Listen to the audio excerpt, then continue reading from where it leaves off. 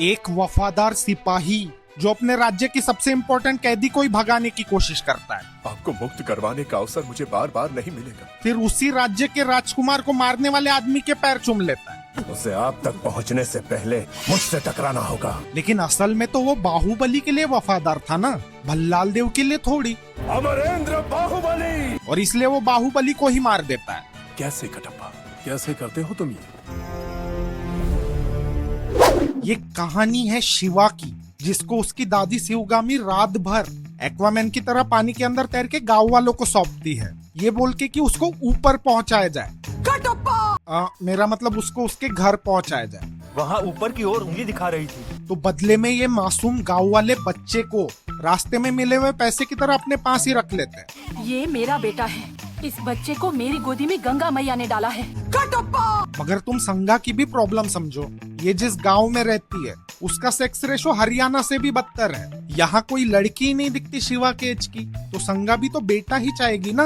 आग लगी तुम्हारी जबान को। तो अब शिवा का बचपन इसी गांव में गुजरता है, लेकिन वो ठहरा अमरेंद्र बाहुबली का बेटा, तो उसको तो जल्दी से जल्दी ऊपर जाने की चुल पड़ी है। मैं ऊपर जाऊंगा माँ। तो इस डर से कि शिवा जल्दी ऊपर ना चला जाए, संगा उससे प्रॉमिस लेती है। मेरा राजा बेटा फिर से नहीं जाएगा ना? और एक अच्छे बच्चे की तरह शिवा वो प्रॉमिस तोड़ देता है। नरक में जाएगा। तो फिर संगा भगवान से विश मांगती है कि शिवा पर्वत ना चढ़े। तुम अपने आप को छोटी बच्ची समझते हो क्या? और इस बार शिवा फाइनली ऊपर चढ़ना बंद भी कर देता है। पिछली अमावस से मेरे शिवा ने उस जल पर्वत की ओर आंख उठाकर भी नहीं देखा। लेकिन जैसे उसको पता चलता है कि ऊपर कोई लड़की रहती है, तो वो फिर से चढ़ना शुरू कर देता है। कौन हो तुम? क्यों आई हो मेरे पास? और अब तक ये बंदा दर्जनों बार पर्वत पे चढ़ा है, मगर एक बार भी ऊपर नहीं पहुंच पाया था। अरे वो 40 गज से कितनी बार गिरा है? हाँ, कम से कम 100 बार। लेकिन जैसा हम सबको पता है, औरत का चक्कर आदमी को कितनी लंबी छलांगे लगवा सकता है, या छलांगे खिलवा भी सकता है। आग लगी तुम्हारी जबान को। शिवा तो मोटिवेशन के लिए एक इमेजिनरी लड़की को नचवाता भी है, और भाई का मैनिफेस्टेशन गेम इतना स्ट्रॉन्ग है कि वो इमेजिनरी लड़की हूबहू वैसे ही दिखती है जैसा उसने इमेजिन किया था।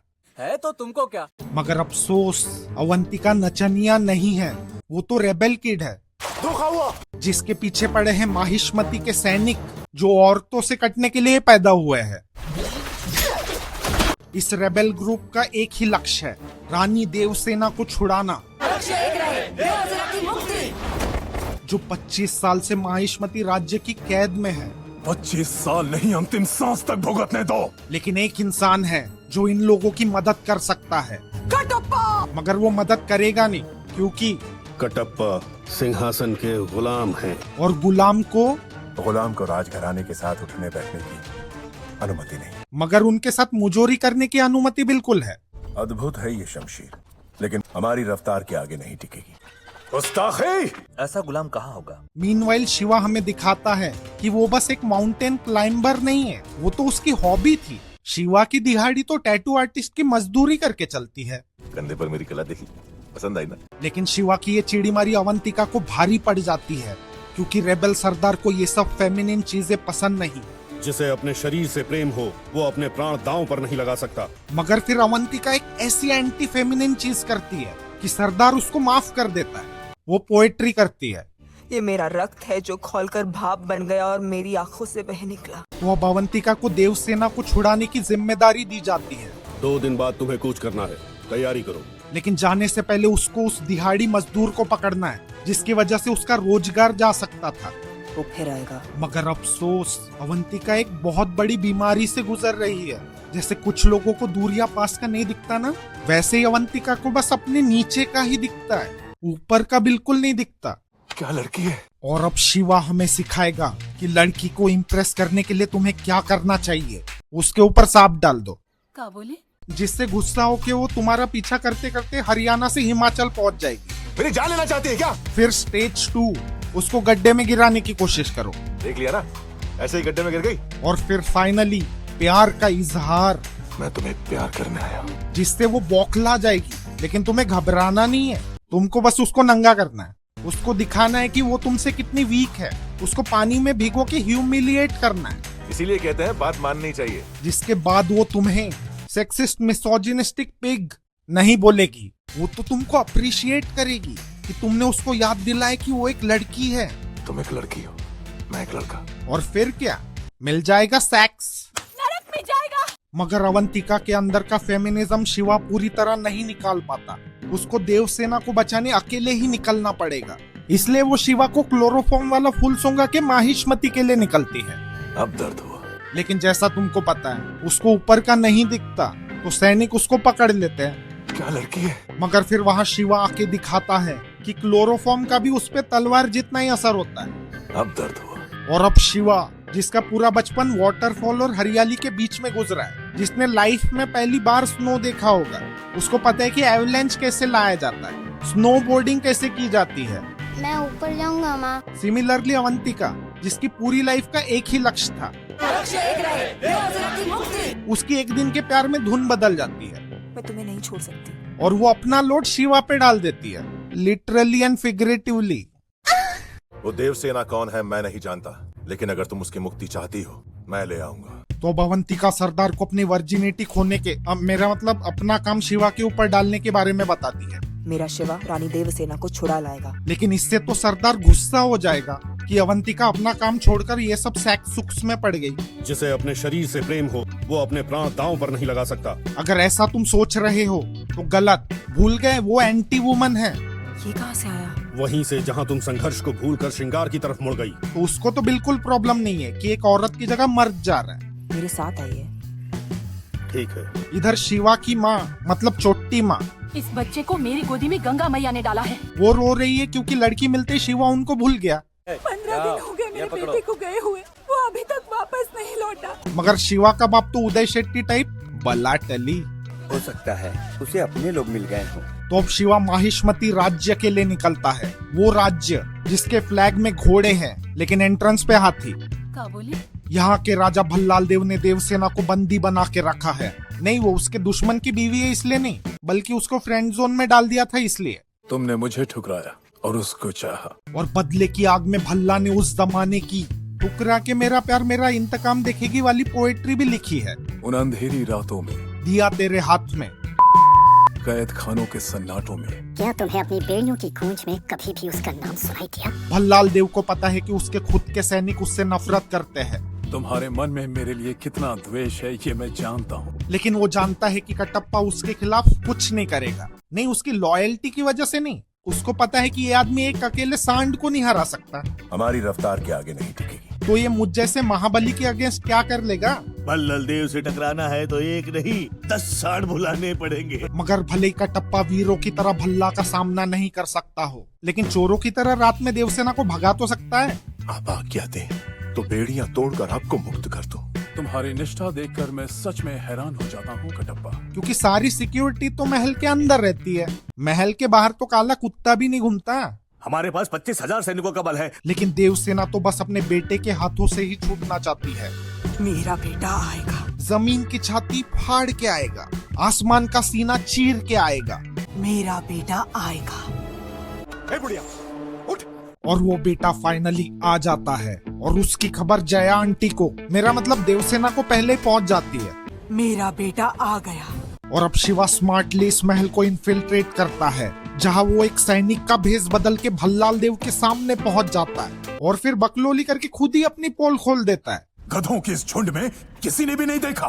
मैंने देखा महाराज। और अब पूरी दुनिया के सामने अपना भांडाफोड़ करने के बाद शिवा देवसेना की तरफ निकलता है। भाई तुम्हारी टेक्निक ही गलत है, महल में घुसने की जरूरत ही नहीं थी, क्योंकि देवसेना तो खुले गोल की तरह है, सारे सैनिक तो महल के अंदर थे। हमारे पास 25,000 सैनिकों का बल है। और अब देवसेना को बेड़ियों में देख के शिवा के नस नस में गुस्सा है और माथे पे वर्ल्ड कप। बंद करो।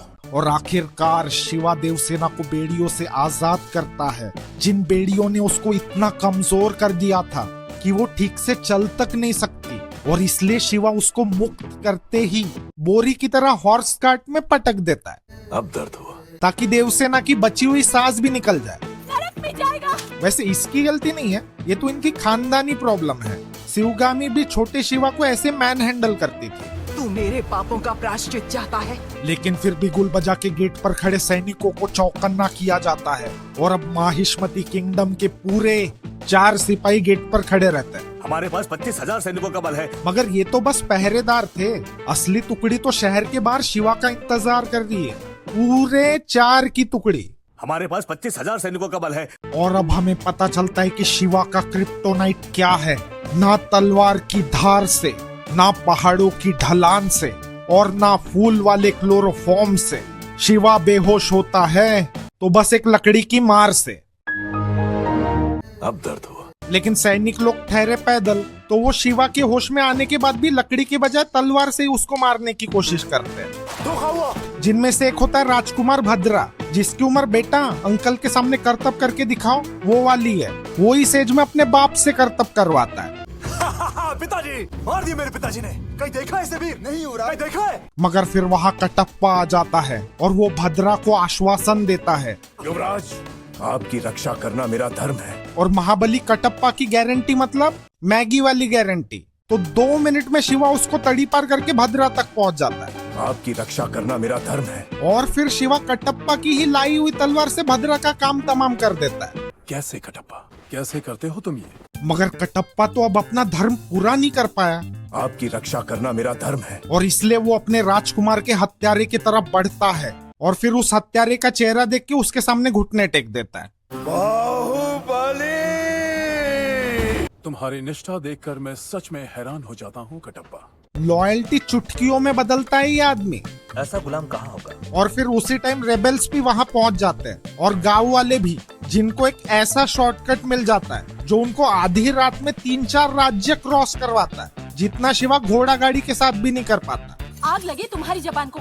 और अब कटप्पा शिवा को फ्लैशबैक में ले जाता है, जहाँ शिवगामी महाराजा वीरेंद्र की मौत के बाद उसके असली वारिस बाहुबली को राजा नहीं बनाती। वो अपने बेटे भल्लाल देव को भी सेम मौका देती है। मेरे दोनों पुत्रों का इस सिंहासन पर समान अधिकार है। कैसा षड्यंत्र रचा तूने? और फिर शिवगामी राजा बनने के कैरेक्टरिस्टिक्स बताती है। इनमें से बड़ा होकर जो भी महावीर बनेगा, देशवासियों का मान सम्मान जीतेगा, वही महाराजा कहलाएगा। और अपनी काकी की बताई गई इन बातों को बाहुबली दिल में गांठ बांध लेता है और बचपन से ही शिवगामी की चापलूसी करना शुरू कर देता है। सैनिकों के साथ मेलजोल बढ़ाना शुरू कर देता है ताकि राज्याभिषेक के टाइम वो उसको सपोर्ट करे। खिला दो मामा। इसे चालाकी नहीं, राजनीति कहते हैं। लेकिन भल्लाल देव ठहरा मसल हेड, तो उसको तो ये सब गेम खेलना नहीं आता। उसको तो बस फिनिश कर दिया मतलब मैं राजा ना, इतना ही समझ में आता है। मैं सहमत हूँ। मगर शिवगामी को बाहुबली का ये सब चीड़ीमारी करके राजा बनना अच्छा नहीं लगता, तो वो उसको भल्लाल देव के मुकाबले ज्यादा टफ चैलेंजेस देती है। ये षड्यंत्र नहीं, राजतंत्र है। मगर क्योंकि वो लकड़ी यूज नहीं करते तो बाहुबली इजीली जीत जाता है। आगे की चुनौतियाँ और कड़ी कर दीजिए। लेकिन फिर माहिष्मति किंगडम पे बहुत बड़ा संकट आ जाता है जब कालकेय सेना उनसे लड़ने पहुंच जाती है। उनकी दरिंदगी हमारी सोच से परे है। और माहिष्मति के 25,000 सैनिकों के मुकाबले उनके पास 1 लाख सैनिक है। कालके के पास कितना सैनिक बल है? 1 लाख। जिनमें से आधों के पास शील्ड ही नहीं है और घोड़ा तो किसी के पास भी नहीं। उनकी दरिंदगी हमारी सोच से परे है। और फिर ये डिसाइड होता है कि कालकेय राजा को जो मारेगा वही माहिष्मति का राजा बनेगा। जो कालकीय सेना नायक का वध करेगा उसी को मिलेगा माहिष्मति का सिंहासन। भल्ला, बाहु, इसे स्वीकार करो। मगर फिर कालकेय राजा शिवगामी को मिम्बा बनाऊंगा बोलता है। मिनबहत्ते। तो शिवगामी अपने डिसीजन से पलटी मार लेती है। उसे जीवित रहना होगा, उसके हाथ पांव कट जाए तो भी जीवित रहना होगा। और यही इनके खानदान का तकिया कलाम भी है। मुझे वो जीवित चाहिए। मुझे वो जीवित चाहिए, उसके हाथ पैर कट भी जाए। और फिर एक खूंखार युद्ध होता है जहां कालकेय सैनिक घोड़ों के बजाय अपने साथियों को ही घोड़ी बनाते हैं। उनकी दरिंदगी हमारी सोच से परे है। वही माहिष्मति वाले मॉडर्न टेक्नोलॉजी यूज करते हैं, जैसे super long distance hearing and seeing device, जिससे तुम्हें हजारों मीटर दूर की बातें सुनाई और दिखाई देती है। मेरी माँ और मातृभूमि को कोई नीच पापी छू नहीं सकता। मीनवाइल महल के डिफेंस की जिम्मेदारी कटप्पा को सौंपी जाती है। पर्चियों और ढालों से मैं एक लोहे की दीवार बनाऊंगा, सेना को एक अभेद किले में बदल दूंगा। और अब तक तो तुमको महाबली कटप्पा के गारंटी के बारे में पता चल गया होगा। तो बस चार लकड़ियों के लॉग्स से कालकेय सैनिक कटप्पा का डिफेंस तोड़ देते हैं। पर्चियों और ढालों से सेना को एक अभेद किले में बदल दूंगा। और फिर कटप्पा को पेल के कालकेय वाले माहिष्मति पे अपना झंडा भी गाड़ देते हैं। सेना को एक अभेद किले में बदल दूंगा। लगता है लकड़ी बस बाहुबली और शिवा की ही नहीं, पूरे माहिष्मति किंगडम की क्रिप्टोनाइट है। ये हमारे पूर्वजों की परंपरा है। और अब हजारों मीटर दूर अपने मामा को मरता हुआ देख के बाहुबली बोलता है, भाड़ में गया मामा, मेरा राजा बनना ज्यादा इम्पोर्टेंट है। क्या है मृत्यु? और वो काल के राजा की तरफ बढ़ता है। उस मृत्यु को मारने जा रहा हूँ मैं। अबे जिंदा लाने को बोला है, उसे जीवित रहना होगा। लेकिन तुमको क्या मालूम यही तो चाल थी बाहुबली की, क्योंकि उसकी ये बात सुन के भल्ला भी काल के राजा की तरफ बढ़ता है और वो उसको मार देता है। लेकिन यही तो नहीं करना था। उसे जीवित रहना होगा। उसके हाथ पांव कट जाए तो भी जीवित रहना होगा। शिवगामी अपने बेटे के बजाय बाहुबली को राजा बनता देख सकती है, लेकिन उसके आदेश का उल्लंघन बर्दाश्त नहीं कर सकती। ये मेरा वचन है, मेरा वचन ही है शासन। और फिर फाइनली कटप्पा बताता है कि बाहुबली का अंत कैसे हुआ। तलवार के वार से तीर के प्रहार से भी ज्यादा घातक है लकड़ी। विश्वासघात महेंद्र। ओ, और कटप्पा ने ऐसा इसलिए किया क्योंकि बाहुबली का नाम अमरेंद्र था ना। ये ले, अब नहीं रहा। ऐसा गुलाम कहाँ होगा